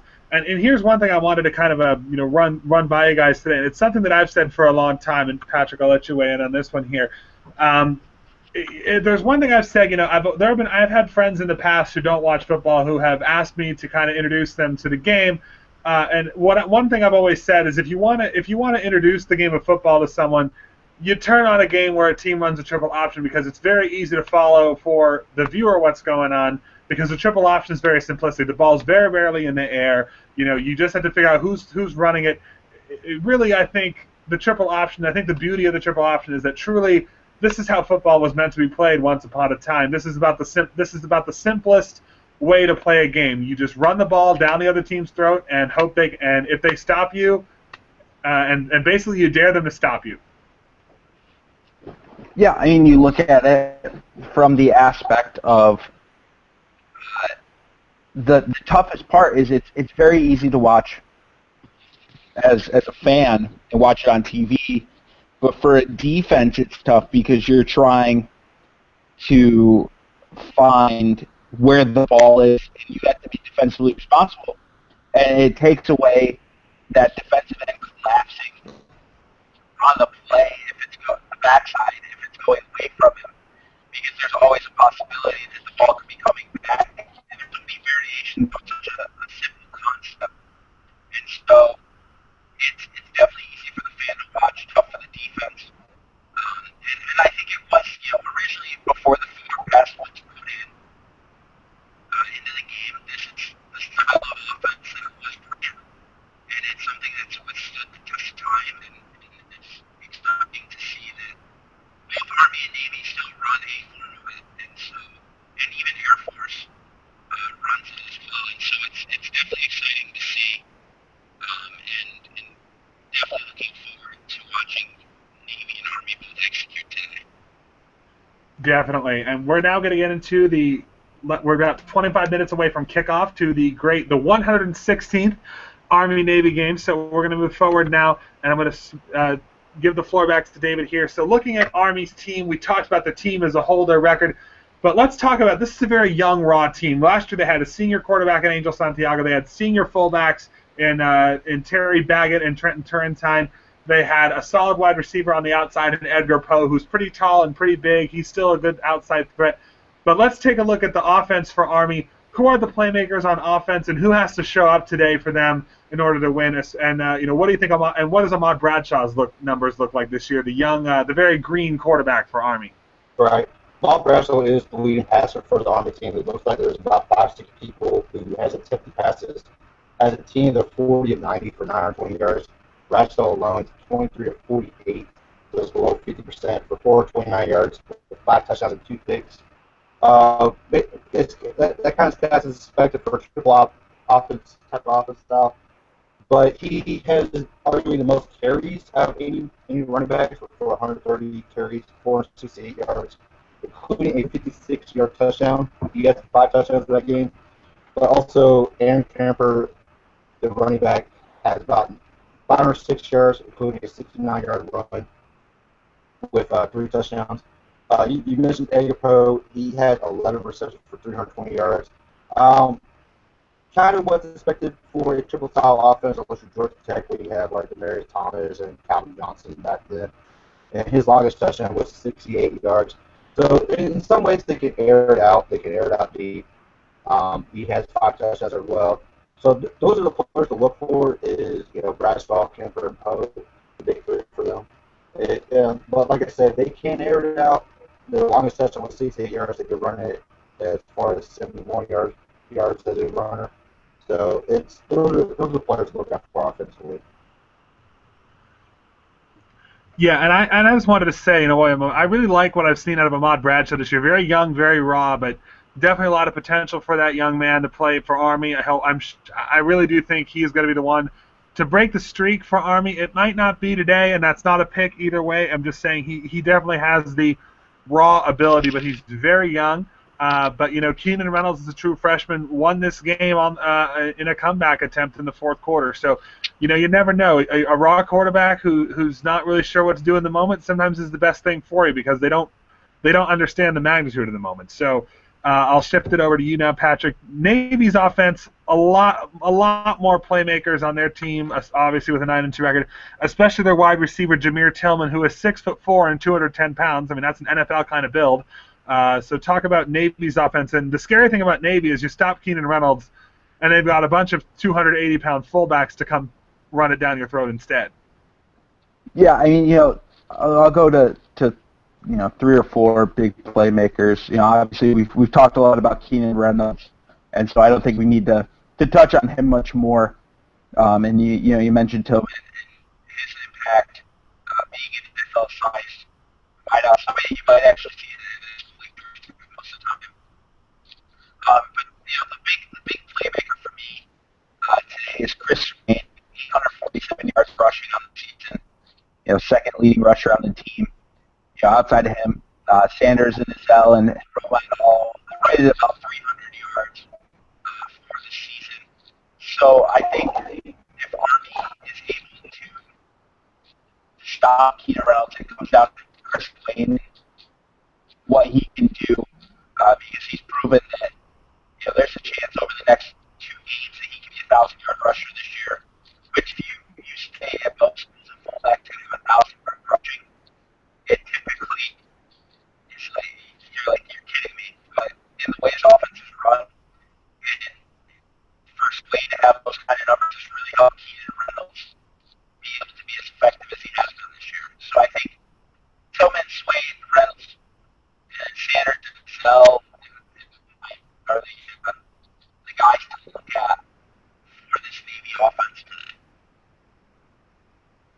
Yeah, absolutely. Navy does have a lot of playmakers. They've been really doing it all day long. So now we're going to go through the positions and we're going to pick. So starting with the quarterbacks, I don't think this is really a question, but we're going to ask it anyway. Who has the edge at quarterback? Is it the young Ahmad Bradshaw who is going to try to Keenan Reynolds today and beat him on his senior day, or does Keenan Reynolds have the edge? I mean, I don't think it's a question, but I mean, Keenan Reynolds beat a decorated senior quarterback when he was a true freshman, and Trent Steelman on the other side. So, he is he going to have a bit of a I don't know how to put it. Is he going to have it kind of done unto him what he did to someone else today? Is there any argument to make that Ahmad Bradshaw has the edge today, or is it clearly the record-setting Keenan Reynolds? I think Keenan Reynolds still, on paper, definitely has the edge at quarterback today. You can't out Keenan Reynolds. That's kind of hard to do, especially the legacy he has. Basically, Bradshaw, when you think of Ahmad Bradshaw, you think of the running back from the NFL, but that's not the case today. But it's very hard to do something as legendary as Keenan Reynolds what he did. So you're going. It's going to take a lot for Bradshaw to outperform him. I mean, if somehow Army's defense plays really great, and Navy's even has a falter today, that's the only possibility that it could happen. Yeah, you look at Keenan Reynolds and Bradshaw, and I think Bradshaw is a poor man's Keenan Reynolds. Even when he matures and develops into the quarterback that he's going to be, a poor man Keenan Reynolds. Nothing against him. I think Keenan Reynolds is just that good, and so I don't think there's really any question. I think Keenan Reynolds definitely makes the quarterback advantage here. All right, so taking a look now at the slot backs and the fullbacks for Navy. We're going to look at the fullbacks here, which in this case for Navy are Quentin Ezell and Chris Swain, and versus for Army. If you're looking at their numbers, we looked over the teams earlier today. The fullback is actually, a lot of people don't realize, especially because we spent so much time talking about Keenan Reynolds today, the fullback is actually the key ingredient in a triple option offense. So the offense usually goes as the fullback goes. So this is a pretty key matchup in the game. Who has the edge from the fullback position here between the two schools today? I think it's Navy. You look at Chris Swain with 847 yards, and then you look at Ezell with 305. I think he's a great off-pace back to back up Swain, and so I'm going to take Navy with the advantage at fullback. Yeah, I'm going with Navy as well. The stats don't lie. Besides Keenan Reynolds being a 1,000-yard rusher as well, Swain's almost up there for 1,000 yards. I mean, he could get it today if he gets 153 yards somehow, if Reynolds doesn't take the show. But the stats to show that, Navy is a more efficient running team than what Army has been. But it doesn't necessarily mean a bad thing, though, either, because this year, Alabama LSU proved that, the both play similar style offense, Alabama has a better team, better front seven to stop Fournette, where LSU couldn't stop Henry. So stuff like that. I mean, we both play similar style offense. Doesn't necessarily mean you have the better running backs. It's just a matter of who has the better defense if it comes to that matter. But I still give the edge to Navy on this one. I'm going with Navy as well, and I really do think the fullbacks of Army are talented. But like I've been saying throughout the day, Army has really felt the brunt of youth this year. Bradshaw's very young, very green, like I've been saying. Kemper as well. Navy is the opposite. Navy is a very senior-laden team this year. They have, I think, about 2/3 of their team is seniors right now. So it's a little different. Even Aaron Kemper for Army, who's a junior, has been on the bench the first 2 years because there were so many talented guys in front of him. So very young team in Army. They definitely felt their pain this year. So now we look at the wide receivers, Jameer Tillman and Edgar Poe. And even though the stats give it to Mr. Tillman for Navy, that's also because Navy has a better quarterback. If you look at them on paper, I'm not gonna give this edge to Poe, but I'm going to actually give the wide receiver position between Edgar Poe and Jameer Tillman. I'm going to put this as a push. I think both of them are essentially the same guy. They're both junior wide receivers who are 6'4" and 220 pounds, who have that NFL-like size and speed. So I'm going to give this a push. They're basically the same player to me. Edgar Poe just is the only real viable threat that Army has in the passing game, maybe has a couple others. So I'm going to give this a push at the wide receiver position today. I'm going to give it a tie. Yeah, I agree with that. It's very close. I mean, Navy just has a wide receiver, just another wide receiver better than Army with Brandon Sanders, for seven receptions for 220 yards, including a 75-yard touchdown reception.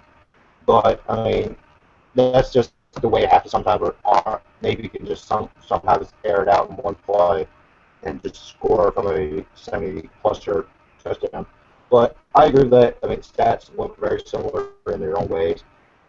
Tillman has double-digit receptions with slightly more yardage, but they're both about the same touchdown department. So, I mean, you can't really say who's the better receiver because sometimes the quarterback makes the receiver good too. So, I mean, if you can imagine Poe being on Navy squad and, Tillman being an Army squad, I mean, the stats could be reversed and be about the same. Yeah, I'm going to go. I agree with Peter. It is a push.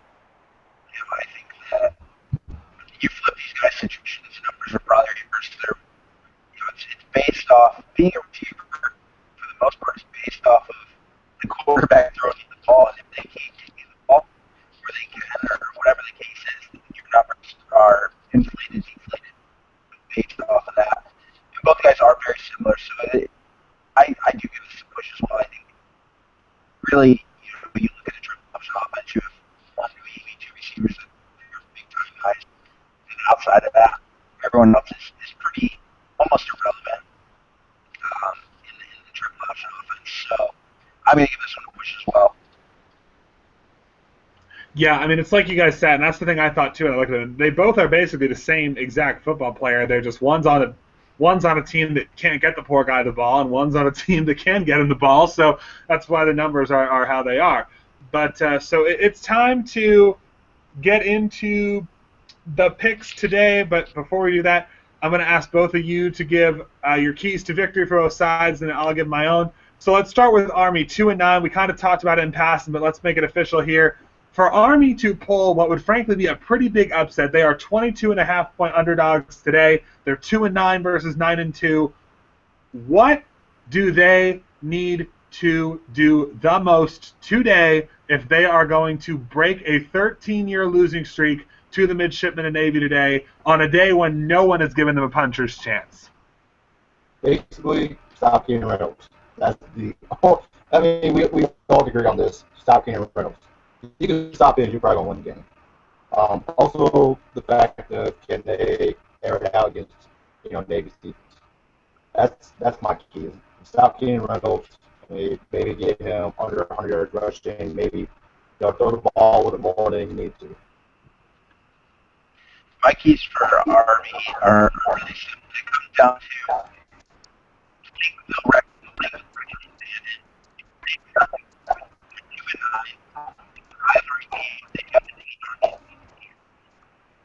There's nothing.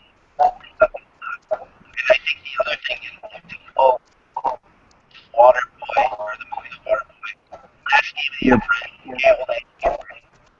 he's got to go after him many years back and play all out and just let it all hang out on the field. I'm going to combine your two keys for Army. I'm going to add a third thing, which I'm surprised neither of you mentioned. Army has one of the worst turnover ratios in college football this year.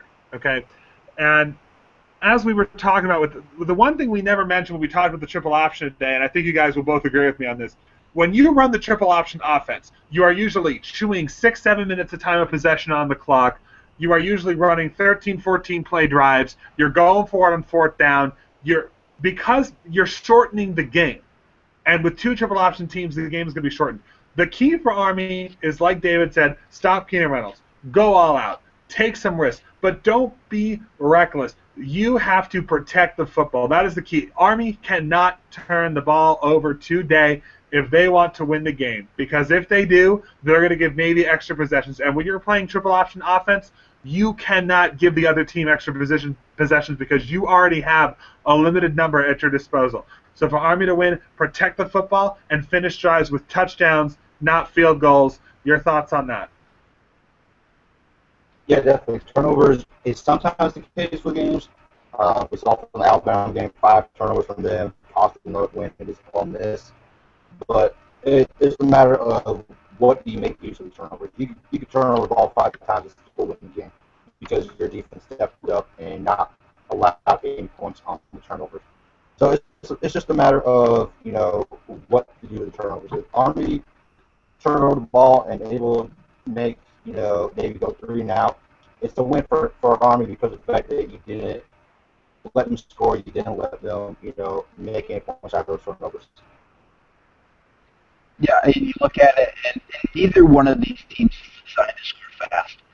They're designed to grind out drives and take 4, 5, 6 plus minutes off the clock. And so if you do turn the ball over, not only have you used 4 to 6 minutes of game time on your own possession, but now you're also giving them 4 to 6 minutes. So you're looking at an 8-12 minute shift in the game. That's a quarter of football that you're giving away. And so if the fact that you get maybe 8 to 10 possessions in a game, the way these offenses are designed, if both are running efficiently, turnovers are the nail in the coffin, especially if you get down. Definitely. So we're going to switch gears now. Keys to victory for the midshipmen, and I'm going to keep it pretty short and simple because at this point we've all pretty much agreed on a few things. Number 1, they're a better team across the board. Number 2, they're a more disciplined team across the board. Number 3, they're a more experienced team across the board. The key today for Navy is simply, I think, and I'm not trying to disrespect Army by saying this, the key for Navy is to just do what you do and don't let the moment on national television get to you, because if you just come out and play like you've been playing all year, Army has no chance in this game. Just play solid offense, run your offense, don't turn the ball over. It's really going to be that simple. Don't give Army free possessions, and this game is a checkmate for you. Yeah, definitely. I mean, just don't turn the ball, don't play to competition's level, like some of the big schools do, like Bama and some of these other teams. Just play your game plan. Don't do anything fancy, don't do anything stupid, just go out there, play like you're supposed to win, play like the 9-2 team you are. Yeah, I think to agree with you, it's just playing your own game. And I think one of the other keys I haven't watched on me a few times is Keenan Reynolds. They need to get him not only a lot of touch on the ground, but they need to get him a quality amount of passing attempts for Navy offense. You're watching what guys like Christian Hackenberg and them did to this Army offense through the air. I think Keenan Reynolds can be just as effective. Make sure they don't put themselves in jail and go back to being extremely one-dimensional. I mean, there is a sense of one dimension with the triple option offense, but they got to make sure that they do mix in those pass attempts in the misdirection as well, just to keep Army honest from picking years back and being 6-7 guys at a time. All right, so with that said, it is time to pick the game. Army versus Navy, the 116th edition from Philadelphia. Army 2-9, Navy 9-2. Army looking to break a 13-year losing streak. The last time Army beat Navy, Facebook didn't exist. Let's put it that way. Twitter didn't exist. President Bush had just become president 1 year before. It's been a long time since the cadets of West Point came out of this game with a win. For Navy, looking to win for the 14th straight time. Extend the misery of this Army football team. Send this Army team to a 10-loss season for the second time in the last 4 years, and for the first time under head coach Jeff Monken. The games had been close in the first 3 years of Keenan Reynolds' career, 17-13 in 2012, a much closer than it sounds 34-7 win in 2013, and a 17-10 game they had to hang on for dear life in a year ago when we did our first ever Prekick show. David, I'll let you kick us off today. Who do you have winning? What's your final score prediction? And who do you have winning and why? Well, I think most of us probably agree on this. I got Navy winning. It's like you say, it's usually been close. I think it's still been close. If unless somehow Keenan Reynolds airs it out for like 200 yards and goes for like 3 touchdowns, then might be considered a blowout. But I just don't see that happening. I got Navy in this one, 24-17. Yeah, Army covers the spread. Navy wins the game. I think this one is going to come down to the last drive. Navy's going to get the ball, drive down the field, and score late. I'm going to take Navy 17-10 in a repeat of last year. Those are definitely some interesting scores. I think they're valid points, but they're definitely interesting scores. I don't think it's going to be that close. I do think Army's going to cover the spread, but it's going to be a little more lopsided than that. I think it's going to be about 17-14 Army at halftime, but then Army's just going to run out of gas in the second half, and Keenan Reynolds is going to take over the game. I'm taking the midshipmen. 34-17, they score a touchdown with about 4 minutes to go in the game to salt this game away. They sing second, they win the Commander-in-Chief's trophy, and they close out the 2015 season on a high note before getting ready to go back to Annapolis to play the Military Bowl against Pittsburgh on December 28th in front of their home crowd. And Keenan Reynolds goes 4-0 against Army, the first quarterback to ever have that honor. I want to thank both David and Patrick for joining me today on the show. We were really glad we re-upped to do this again. It was a blast today. I hope it was a pleasure for you guys as well. Any final thoughts for you two before we leave the air today and enjoying the game? You guys can check me out on youtube.com/JaysMan55. I do also, besides the Big 12, the Miami Dolphins as well. I also do a little bit of streaming for fighting games, just games in general. I am working with a fighting game group called Game Over Entertainment. I'm sort of sponsored with them, work for them in marketing. So check me out on YouTube, check me out on streaming, if you guys ever get a chance.